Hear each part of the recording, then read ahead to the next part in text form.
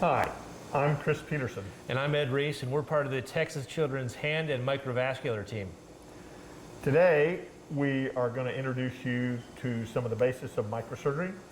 I'm going to go over the instruments, basically, and then Dr. Reese and I are going to show some anastomoses.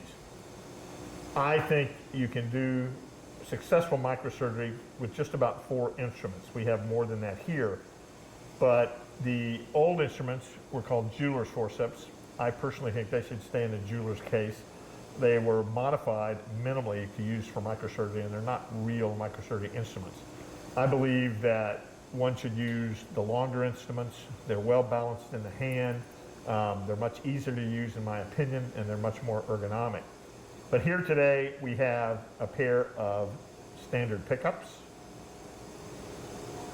We have a pair of dilators. I'll show these better under the scope in a minute. We have a needle holder. No microsurgery needle holders should lock. These do not. These are curved dissecting scissors. These are straight scissors, primarily used to cut suture, although it is certainly safe and reasonable to cut suture with the curved scissors. And just as an alternative, here's a pair of flat microvascular pickups. I think all of these instruments, again, you can really make it with 1 pair of scissors, 1 needle holder, and basically probably 3 pair of pickups. This last my entire career I called a microvascular Ackland clamp applier, but it's called a Rizzuti here. I've not been able to figure out why. And then we have these available with our set, but we'll be using the better instruments today. Dr. Reese? This Ready Stick was developed at Texas Children's Hospital for microvascular training, and we will use it for not only plastic surgery microvascular training, but also different subspecialties as well as cardiac. So we'd like to show you a little bit of this set in action to perform a microvascular anastomosis. Okay, I just want to show the different types of pickups. This is a dilator, primarily used to dilate a very small vessel. It can be used when you're using an extremely small suture, such as an 11-0 as well. This is generally the kind of pickup I like. This is called a tying platform. This allows for you to hold the suture. Pickups like this have a difficult time holding a microsuture except at the very end. So these are 2 different types. Now there are 2 different kinds of so-called Ackland clamps. There's an A clamp and there's a B clamp, and they're different. This clamp is a V clamp. It's a V clamp because the tips go all the way out to the end, and it will crush an artery, but it will hold a vein. The A clamp, in fact, has a small lip on the very tip, so there's a space here because the arteries are thicker, and that allows us to not crush the artery. The only issue with these clamps is that over time they've been shown to lose a good pressure. They can be too strong and damage the vessel. That's one advantage of these small disposable clips. I'll say that again. One advantage of these small disposable clips, and this is actually an arterial clip, is that their pressure is very sure. You can only use them once, but you know that you're not going to have too much pressure on the vessel. We should probably talk a minute about holding the instruments too. These longer instruments should be held in the hand like this. They can be rolled. You can simply use your intrinsic muscles to roll the needle. The action when you put the needle in the vessel should be push down and roll, and that's easily done with a pair of needle holders like this. The tips go up and the needle comes out of the back side of the curve, but these particular instruments, again, should be held in the hand such that the counterweight here, these are very well balanced in your hand. The shorter instruments like the jeweler's forceps are not well balanced, and they're quite a bit more difficult to use. But the nice thing about these is it simply takes a roll of the fingers to turn the instrument around. You also notice that Dr. Peterson has his hands on the table to eliminate any tremors. In fact, if that needs to be further done, having a chuck grip with the thumb touching the other digits can also eliminate a thumb tremor. And what Dr. Reese is saying is you can do what's called also the lathe rest. If you're shaking really badly, which I do sometimes, you can put it on another instrument, which will stabilize it, and that's called the lathe rest technique. All right, we're going to briefly go over suture material. In general, for microvascular surgery, we use nylon suture. The number 8-0, 9-0, or 10-0, 8-0 is larger, 9-0 is smaller, and 10-0 is quite small. We also occasionally use 11-0 or 12-0. But an 8-0 suture is around 55 or 60 microns in diameter. Now, on here it says BV130. That's an 130 micron diameter needle. So this needle is about twice as big as the suture. All of these needles are tapered needles. Next up is the 9-0. A 9-0 suture is about 45 microns in diameter. Again here with a 130 needle, which is quite large for a 9-0, frankly. And finally, the 10-0 suture. This suture is about 35 microns in diameter. And on this, we have a BV100, so it's a 100 micron diameter needle. The ReadyStick microsurgery trainer developed at Texas Children's Hospital is a silicone-based square that can be manipulated with a small insert to mimic muscles with a silicone tubing that has the ability to have fluid go through it. You can see here, just pushing the fluid through, you could use a dyed fluid to simulate and test your anastomosis. If you wanted to practice with increased levels of complexity, these inserts can be taken out to increase the depth of the field that you're operating in. So the challenge goes up significantly as you go lower down because you have to get the instruments, of course, as you would in a real case to fix your anastomosis. Dr. Peterson's going to demonstrate an anastomosis for us, an end-to-end anastomosis, and then we'll use the fluid between the syringes to see how well it is preserved. When you're getting set up to do microsurgery, the setup in terms of your posture is very important if you want to do this for very long. I have pretty bad neck and stooped shoulders, probably from being in a bad position for so long, but you want to make sure that your back is straight, that your arms are supported, and that you're able to work at a comfortable level. Again, if you want to do this for very long, this is quite important.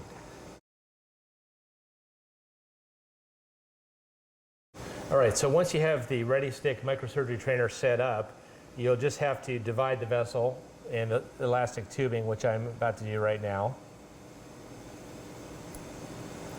And you can see that we have our flow across there. So mainly for the purposes of holding this down, I'm going to put some microvascular clamps on here since Dr. Reese made it leak anyway.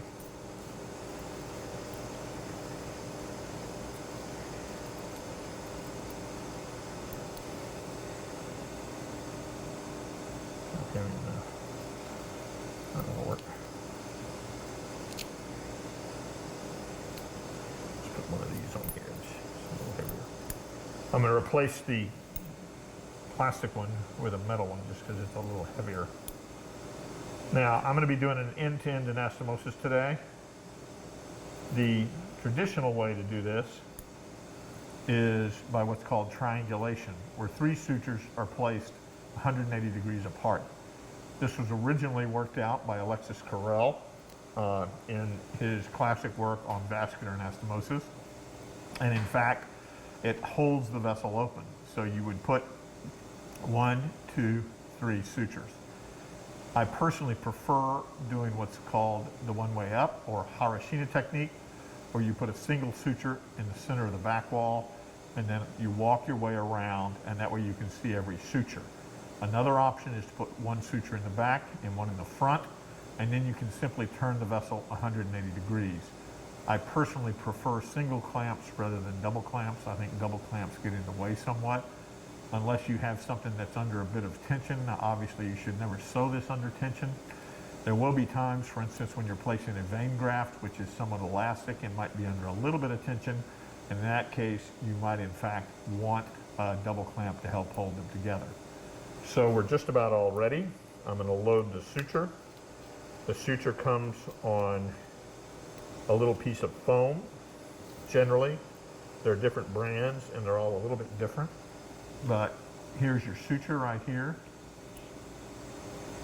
You've got to pull it out following the curve. And you've got to get it loaded in your instrument right. Dr. Ackland, who was one of my teachers, technique was to have it on some tissue, grasp it, and there it is in the needle. You want to try to get that tail out of your way if possible. So we're going to start off with the center back wall. You want the needle to be perpendicular to the vessel wall. You do not want to skive it. You don't want to run it like that when you go in so that you get a decent bite. This material actually is not totally dissimilar to a real vessel. You can see today I'm shaking. I had an extra cup of coffee.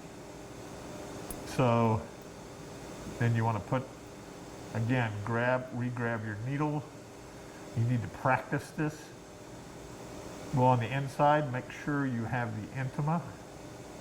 Normally you would irrigate the blood clots if there were any. Of course, in this model, there's no blood clots. But you don't want to sew with blood clots there. Now the motion for putting it in and taking it out is all I'm going to do is roll this instrument between my fingers. Sometimes you want to pull some of this through so it doesn't saw the vessel as you pull it. On a very small vessel, that might be prudent to do first. Dr. Reese is stabilizing this for me, fortunately. So now, you want to get this, when you get ready to tie, you want to get this coming as straight out the end of this instrument as you can, because then it'll go right where you point it. If you have it coming out the side like this, and you try to make your loops, often it's not where you want. See, my needle holder's not in great shape here. But I want to try to get this coming fairly straight out the tip like that. And try to keep your end where you can find it. So I'm going to make a double loop, a surgeon's knot. You can see it came out the tip a little bit. I may have to trade with Dr. Reese. He's got the pickups with the tying platform. See, I just rolled this between my fingers and turned it around so I can grab the suture easily. I'm going to lay this down, hopefully somewhere where I can find it. Some people say don't cross your hands. I really don't care as long as you tie the knot down. I like to do a surgeon's knot the first time, but the first knot should not move at all when you're grasping the second piece of suture.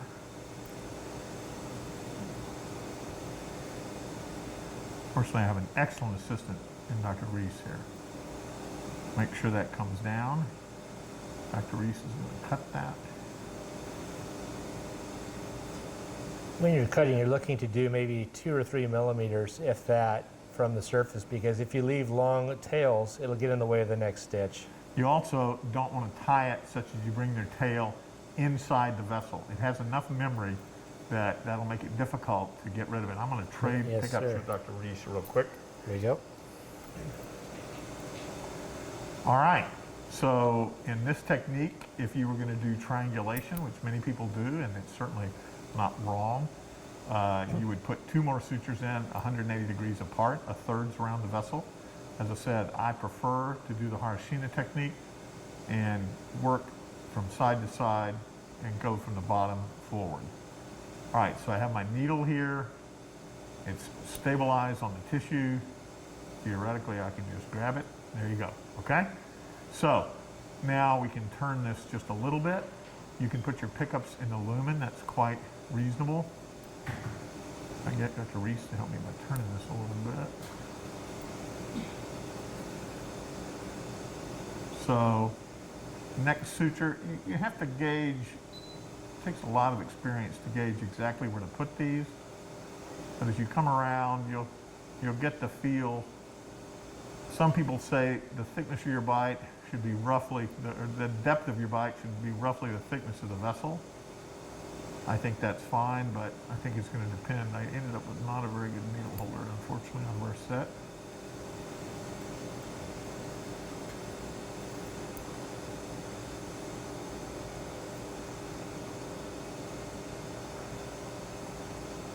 He's kind of up in space. and it's bleeding. You want to make sure this comes out at a right angle. In general, it's safer to do 2 bites.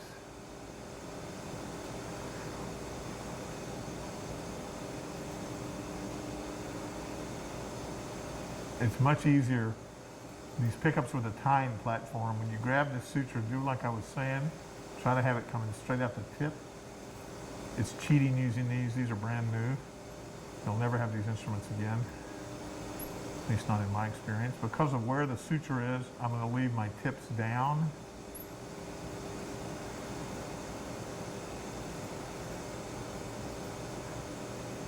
Now I'm going to go this way. I'm going to re-grab it just to make sure I've got a good grab on it. Dr. Peterson, can you comment on throwing the loop of the knot around instead of the needle driver on the forcep? I was taught this way. Some people use the needle holder. I don't have any issue with that actually, as long as you do it well.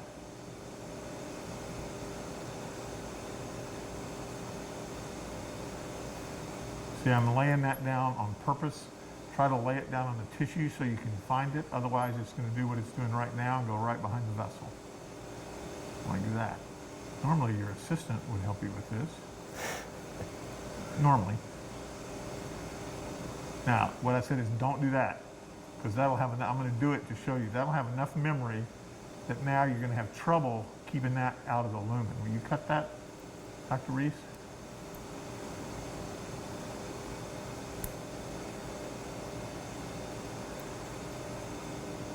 You need to be hypercritical. My first suture doesn't look that great. I've got a bigger bite here than there, and that's really what you shouldn't do.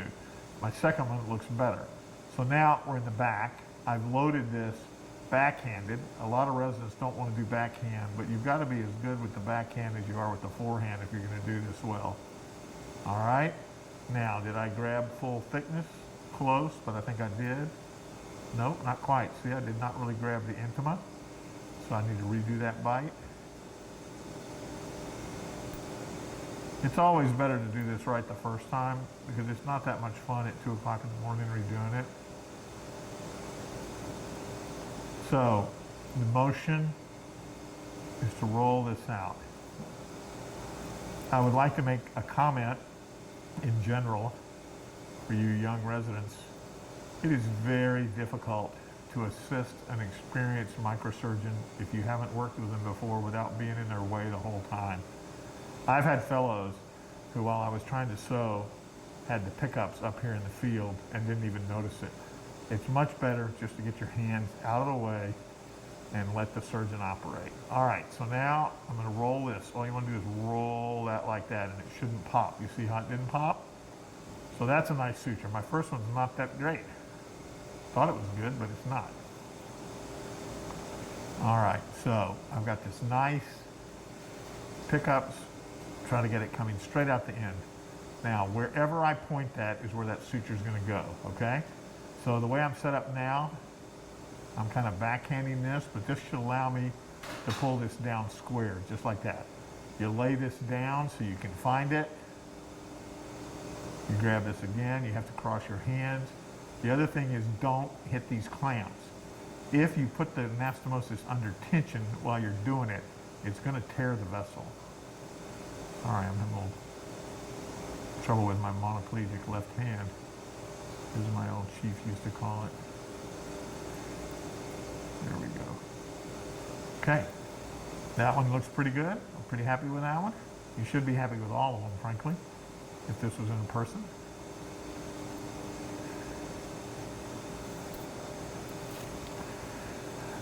These instruments, the jaws are actually not flat in general. They're what's called concavo convex, and if you look, the needle will just hop too because it's the shape of the curve of the needle. And I think I prefer them to flat ones. All right, so now I'm going to put the pickups in here. We'll come in fairly perpendicular. Come under. Again, push and roll is the motion. Everyone pulls up when they're putting that in, and it tends to tear the vessel. Again, roll this out, roll it, there you go, it didn't pop, okay? I'm gonna make sure got all the layers.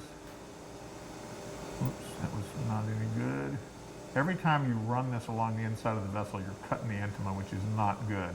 So you want to avoid sliding that needle along the inside of the vessel as much as possible. So you want to get that just about that long. Again, try to bring this right out the tip, right there. Now, because that's down, I'm going to loop it this way. Whoops. Now, simply cross my hands, don't run into the clamps. Tie that down, lay that over there so it doesn't go right under the vessel again. Of course, it's going to try to anyway. And I'm really resisting the urge to help him because first off, he called me a fellow or a resident, and second off, he criticized how I helped. But that's a good point to everyone paying attention out there, because for someone who is experienced, you will end up causing a delay in the surgery. I have to give Dr. Reese his due. We've operated together many, many, many times, very successfully. So I couldn't help it. He was my former fellow, though, you know, always my fellow. All right, watch this needle. Boom. See how it popped too? All right, so now we go back to this side. See, we're working our way around, and I can basically, this is a little hard. You have to move your whole hand sometimes, but you want to end up, you can either evert the vessel a little bit with your pickups or go in perpendicular. You want to make sure that you have a bite. You want to evert this anastomosis. One of my favorite sayings I think I came up with is this is really easy. You want to keep the inside stuff on the inside and the outside stuff on the outside, okay? So doing anastomosis is really simple. Interestingly, Alexis Carrel had worked on vascular repairs in France, in Lyon, for many years, and he never had a successful anastomosis until he came to the United States, and he was working in the University of Chicago laboratories with a guy named C.C. Guthrie. And Guthrie said, well, you need to include the intima. And once he did what Guthrie suggested, he had a successful anastomosis. And it was a big scandal because Guthrie and the University of Chicago got no credit for his Nobel. And that remained an issue for Dr. Guthrie for many years, apparently. So, see, square each knot. Start out with a surgeon's knot. As you're manipulating the suture and tying each knot, the vessel shouldn't move. You can't, if you pull on the anastomosis every time, you're going to pull it loose. That is your suture knot. You can see on Dr. Peterson's repair here how aligned the vessel is, and that goes to show his placement of his stitches. If you find yourself that if the two ends of this do not align well, you're probably taking too large of bites on one side and not on the other. But his are perfectly on each side, which keeps the whole vessel aligned. Except the first one. It didn't look too Except good. the first one, right. If I saw that on a human vessel, I would probably go back and fix it. Tolerance for takebacks gets pretty low as you get older, I would have to say. All right, I'm going to roll this, push down, and roll is the motion. Roll it out, okay?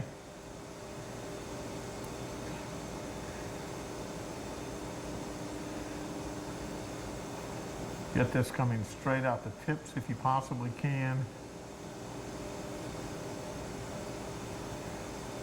Now, despite the fact that it's down, I'm going to go this way this time. That way I can just cross my hands a little bit.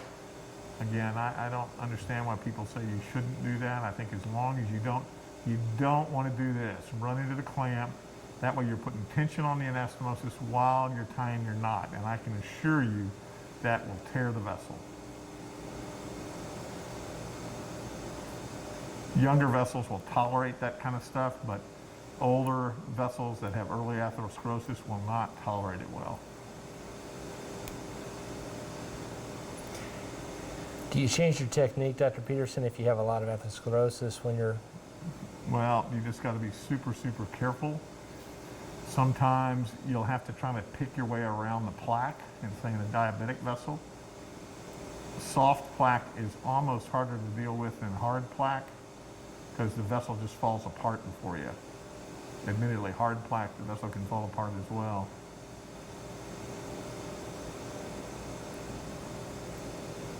Okay, so roll it every time. If you notice, I'm not popping this vessel. I'm taking a little bit bigger bites just because we want to try to get through both of these today. That is more distance between my bites. Oops, that was bad. One bad thing to do is to grab this adventitia a little bit and then try to put your stitch in. You'll roll the adventitia inside. I've seen that done a lot of times. I'm so glad you filled this with water, Dr. Well, this is more water than a tropical storm. Which we happen to be sewing in. Hopefully Dr. Reese and I will be able to get home after this. But this, I find this model, really, the vessel is quite a lot like sewing, I would say at least an artery in a person about this size. It has about the same amount of give. See how nice and square that is? Now, the key is, when you do this, don't yank on that. Even a surgeon's knot, you'll loosen. So it's very important. Let me show you, that knot shouldn't move while I tie this, okay? Whoops. I have to add that I switched needle holders a little while ago. Our excellent plastic surgery coordinator here, Raylan at Texas Children, I want to give her a shout out for replacing that for me.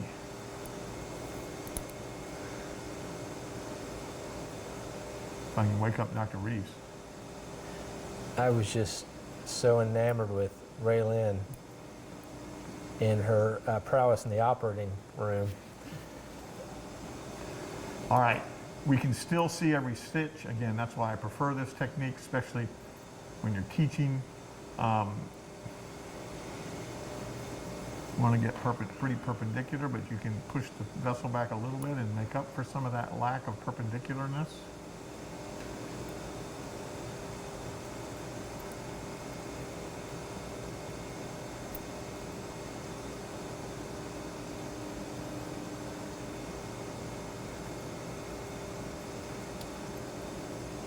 Roll this around, it'll be a little easier to grab that. Very simple to roll these round instruments between your fingers.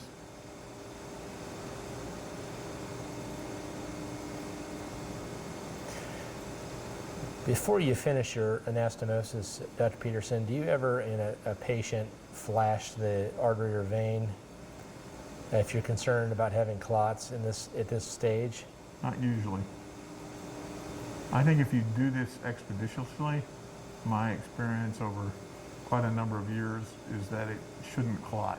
If it clots, you're in trouble. So I don't generally flash it because it gets blood everywhere. One of the issues is if your clamps are leaking the whole time, you may want to just open them and replace them, which is kind of flashing it. All right, now here, you can put the pickups in, open them just a teeny bit. You don't have to pronate quite as much to get your suture there.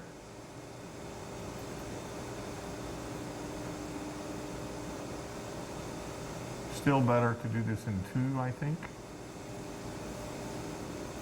Turn this instrument so you can grab it so the jaws are parallel with the needle. Roll it out, like I said.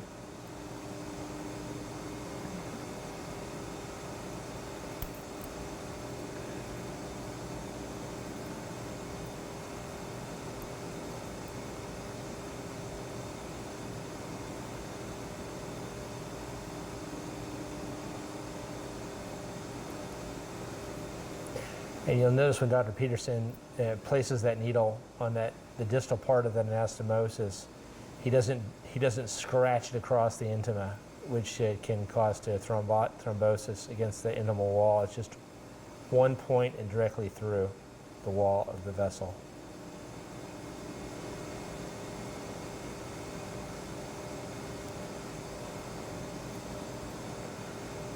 Now the last one, I think we'll be able to see this. You can either do the next to last one and leave a big loop and do two at once before you tie them and then cut the loop and tie the first one. Or you can just do it like this. Just because we're running out of suture and for the purposes of time, I'll just do it like this. However, if you can see the inside, then you can do it in one. Now, the Japanese have a technique they call the steel sign. If you want to see if you backwalled this, you flip it over with the needle in there, and you'll see the needle through the vessel wall much better than you will the suture later. So I prefer to do that, even if I'm pretty sure I didn't get it. I will usually check that before you pull the needle through. Now, when you get down to this much suture, you're trying to impress your hospital administrator. That's not going to be tight, but in a person, I would normally get another suture at this point, but you can also use a pair of pickups.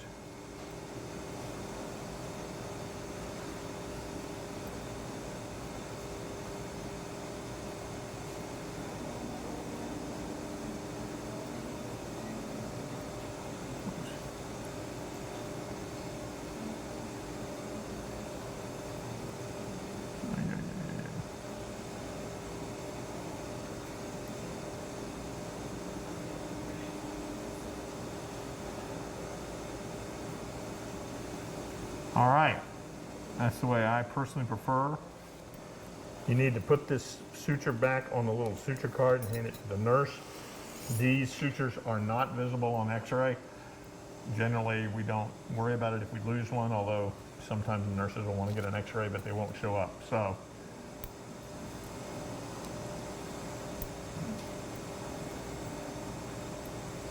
that is called the sideways Rizzuti technique. Now Dr. Reese is going to show it leak. And the flow's across it, and it's not leaking, so it's a successful anastomosis. It's a miracle. Dr. Reese is now going to do an into-side anastomosis. I think making an arteriotomy, in my opinion, is one of the most difficult maneuvers in microsurgery. You can make a straight cut. I prefer not to do that. In my experience, it's too easy to grab the back wall of this thing. There's actually an instrument one of the companies makes that grabs it and you can cut a little round hole. I generally will take a knife, an 11 blade or a small blade, and make a little cut and then cut part of it out. The other thing you can do is you can actually put a suture in the side of the vessel. Just grab a little bit of it, which I can't do with this model, and then you pull it up the suture and then you cut it out. So there's several ways to do this. Actually, a vascular punch works very well on a larger vessel, as they use for the proximal aortic anastomoses. But the smallest punch I'm aware of is about 2.3 millimeters, so it's got to be a very large vessel for a large anastomosis. So Dr. Reese is going to proceed and make his arteriotomy. Given the limitations of this model, I'm just going to sort of take a side cut of this. And there's the lumen. I've never been able to do this where it didn't look like a chihuahua chewed this piece out. In a real vessel.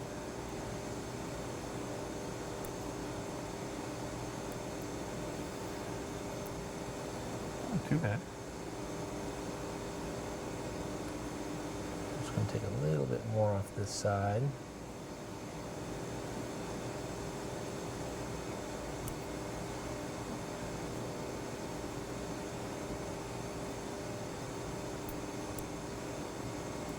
Not terrible. You got little chunks of adventitious that are going to end up on the inside. Yeah. You need to leave the caseous part of the adventitia out of the field. All right, so this is our arteriotomy. It should be a decent size there. And just like Dr. Peterson had mentioned for the end-to-end anastomosis, we're going to perform sort of the one-way up back or back wall technique, the Hiroshina technique. This is a 130-5 needle. It's a little bit larger needle, which will be a little bit easy to access the posterior part of the anastomotic wall.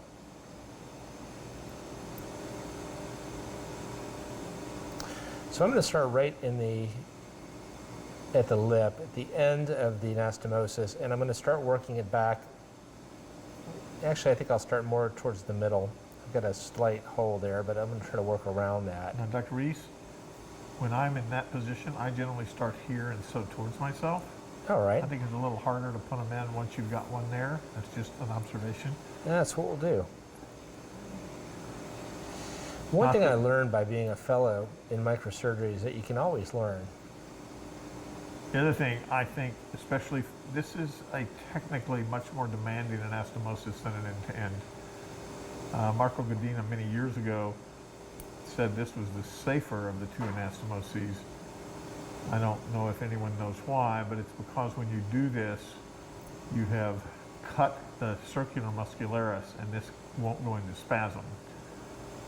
On the other hand, when you cut a vessel end on, the circular muscularis is still there, and the vessel typically will go into spasm in a constricting fashion.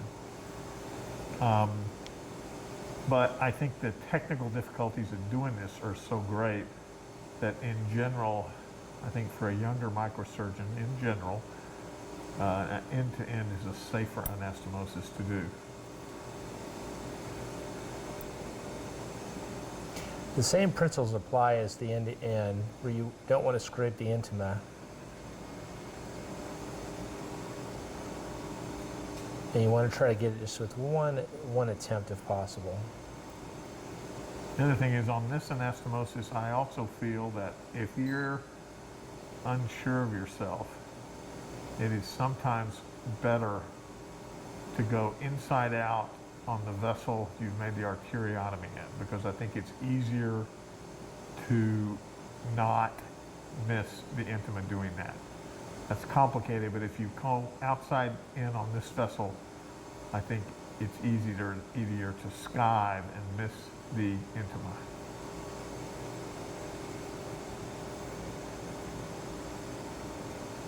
See, Dr. Reese is being careful in not bringing this towards the lumen, because that will get in our way in subsequent sutures from the memory of this suture.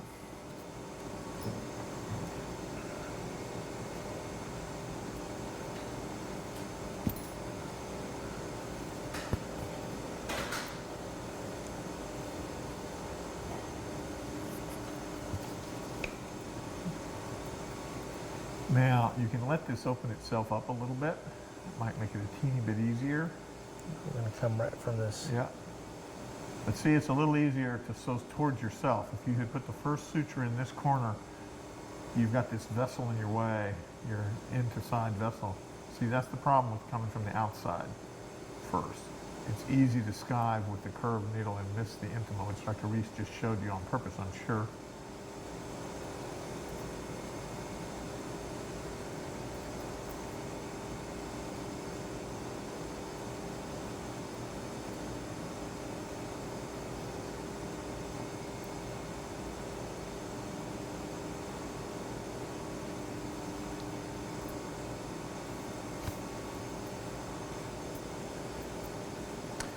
Managing these tails can be an issue, so you got to make sure you get them out of your way, as Dr. Peterson had mentioned previously. See, he's backhanding this. Again, you got to learn to be good at backhand as you are with forehand. And you'll notice this 130-5 needle is slightly longer with a little bit longer curve, so it makes it a little easier to grasp. But you have to have large enough vessels to tolerate the needle going through it.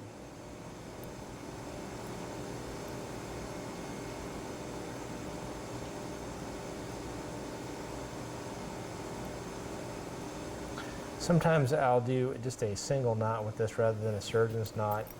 I'm going to trim this a little bit for Dr. Reese. It's a little bit longish.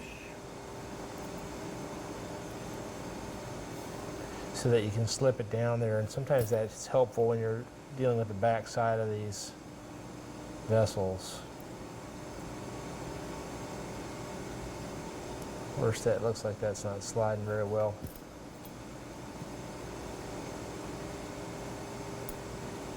There we go.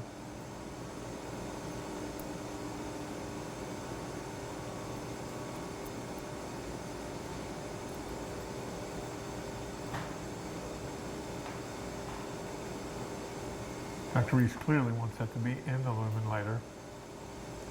Yeah, as you can see, it's more of a challenge than it looks. All right, let's come through this side vessel now into the lumen of that side wall vessel.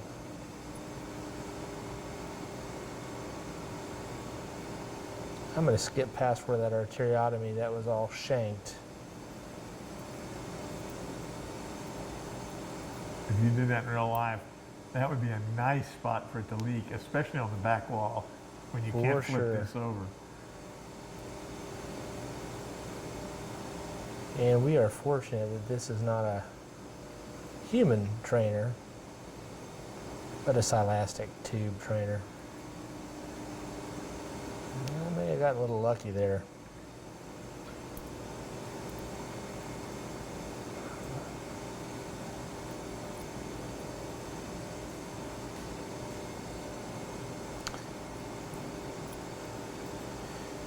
One thing you have to consider when you're doing these endosides are, as the blood's flowing through here, it's going to create some eddy currents. And I've done this trainer with a 90-degree takeoff to the vessel.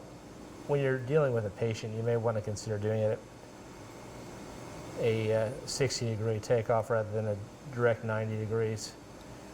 Because as the blood circulates through here, this has to go a very steep 90-degree curve. Do you think that makes a difference? I've had some go down that way. Do you think it was the angle? Well, my former, my mentor, Dr. Peterson, would probably tell me it was operator error. I'm not sure that makes a big difference. I've done lots that are 90 degrees. Seem to be okay. I think hemodynamically it makes sense. I don't disagree with you at all there to take this off at a better angle.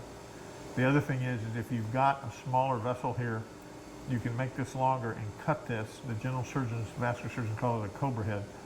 Cut some of this off obliquely, and then you'll have a much bigger anastomosis. And that actually, if you're going to do it at an angle, I would probably cut this corner off.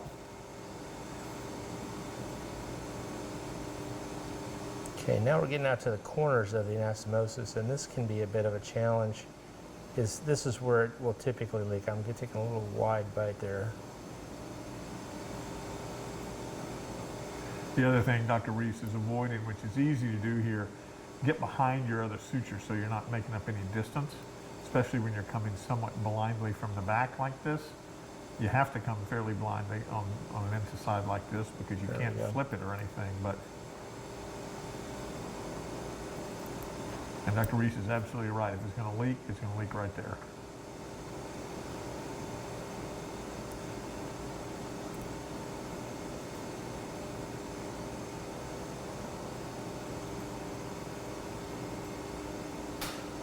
And get right there, make sure we're in the lumen. Sometimes you can highlight that, and yeah, that's quite a large bite. If you had a good assistant, they could help you here. I had a great assistant.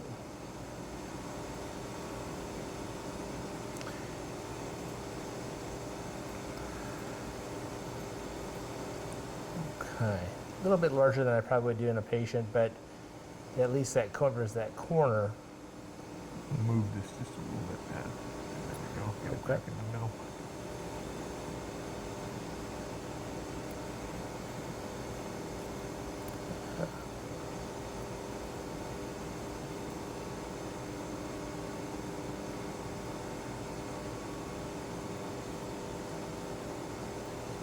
There we go, and that, you can see how that pulls it into the corner, so I feel much better about that. I'm going to tighten it that way.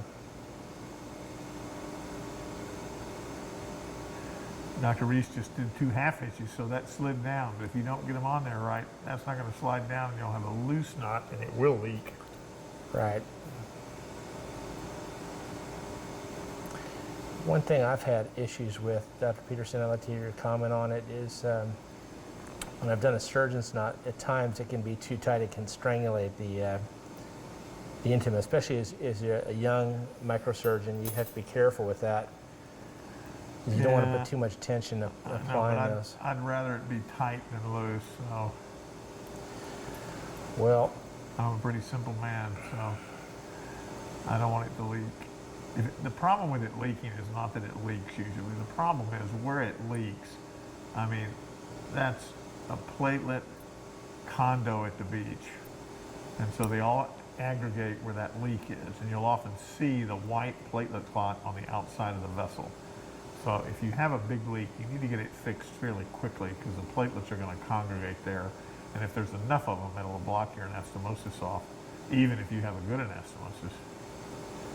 But especially if you've done some quasi-experimental stuff while you sewed it. Now, the nice thing is, if you've got a good assistant, in this situation, you don't want there to be any tension on this, as I said, because it'll tear the vessel. So your assistant should pull things together.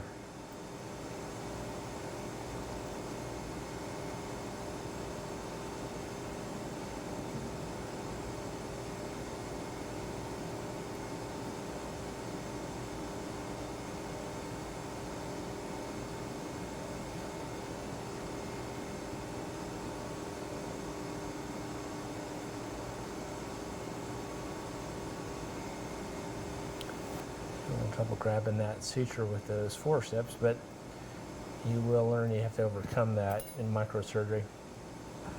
What, being a spaz? That too.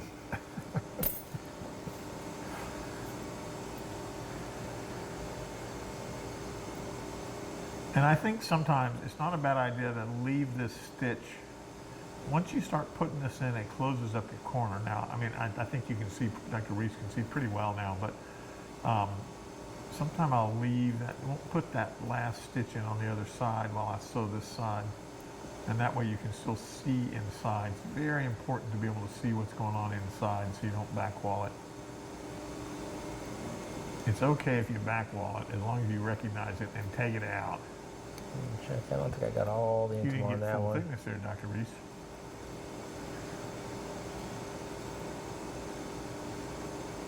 And I'm doing that push down technique and roll. and then roll it up. Push and roll. Yeah, that will You get you. notice that we didn't deform these needles. Most of the time residents, when they get in, I don't know why, but they put the needle in and they pull up. You don't want to pull up, you want to roll. That's what's nice about the round. I have flat instruments now, but what's nice about the round instruments, you roll it between your fingers and you just roll it and then it'll come out. Yeah, there we go. I like that new 360-degree technique. Yeah, that's the flip around. It's like LeBron James in Space Jam 2. Exactly the same.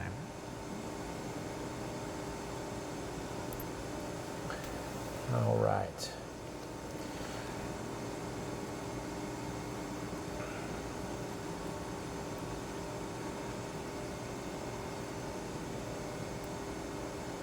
And that technique of having inside the lumen looks like that's pretty good. Let's see if we can't dig this way, and there we go. And I'm happy with that, not getting the back wall nor hitting that side of the lumen.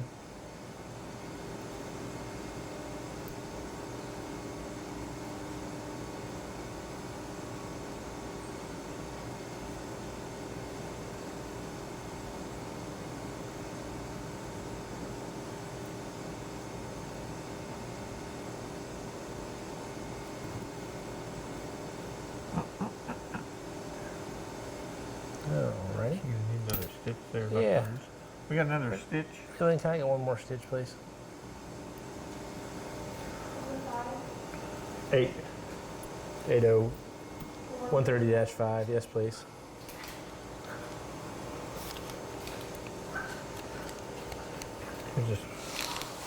Here's the old one. Sorry, you can get it later.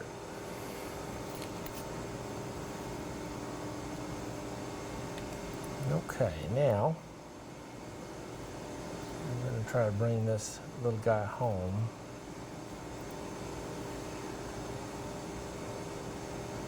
And thank you, Dr. Peterson, for... If I'll evert that a little bit for him, that helps him make sure he gets a full thickness bite. And And I I'm can going to maybe push evert this a little for him. down a little bit there.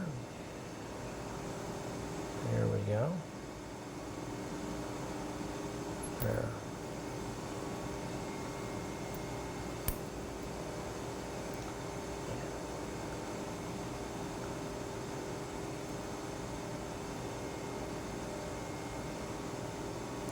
I'm going to leave this and do the second one because as we're getting into this corner, as I tie that, it'll probably be too tight to get into that corner. So we'll do 2 in that Hiroshima style.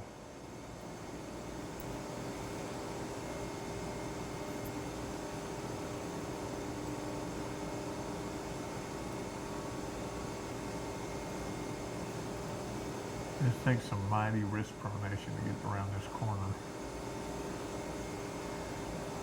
Yeah, I'm going to have to really pronate here a bit.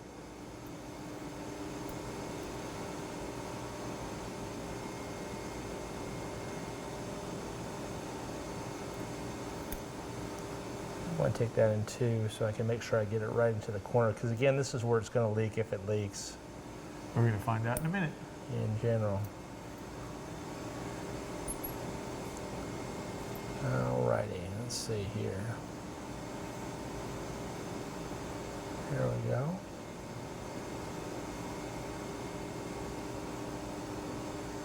Yeah, I think that got it.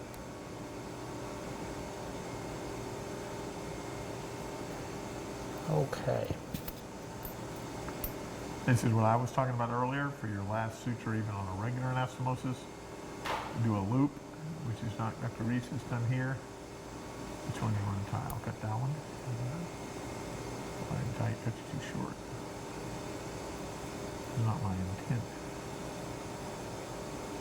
Yeah, we're going to do it the half hitch again. Now, let's take that out there.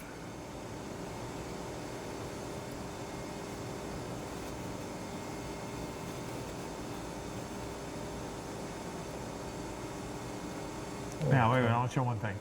When you're pulling this down, if it turns out you're too far this way or this way, if you'll pull it down from that angle, you can close that gap up a tiny bit.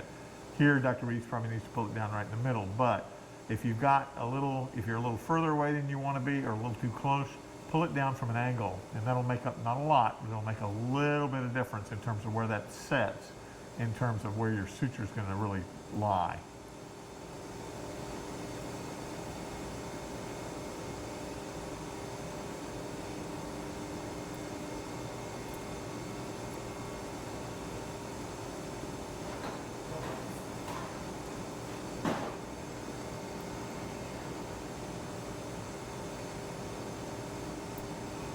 Going the wrong way. I don't know where the needle is on this thing. There we go.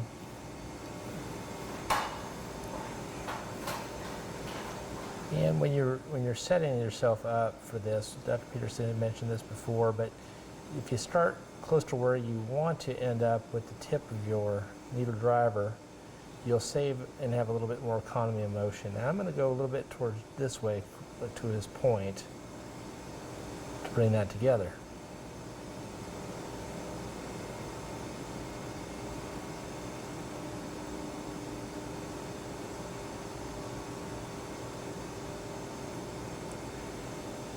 All right. Now we're going to do the test. Here we go. Blood flow.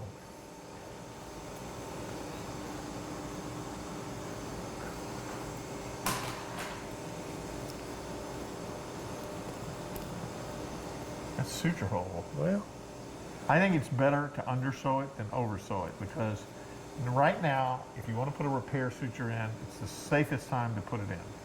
If you put it in while it's flat, you may backwall it at this stage. So I think it's much better to even put it in while it's leaking a little bit. Just one little spot right there. That one was a little loose. yeah, a little loose. Looks good otherwise.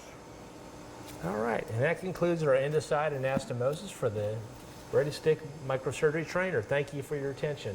Thank you very much. Thank you, Dr. Peterson.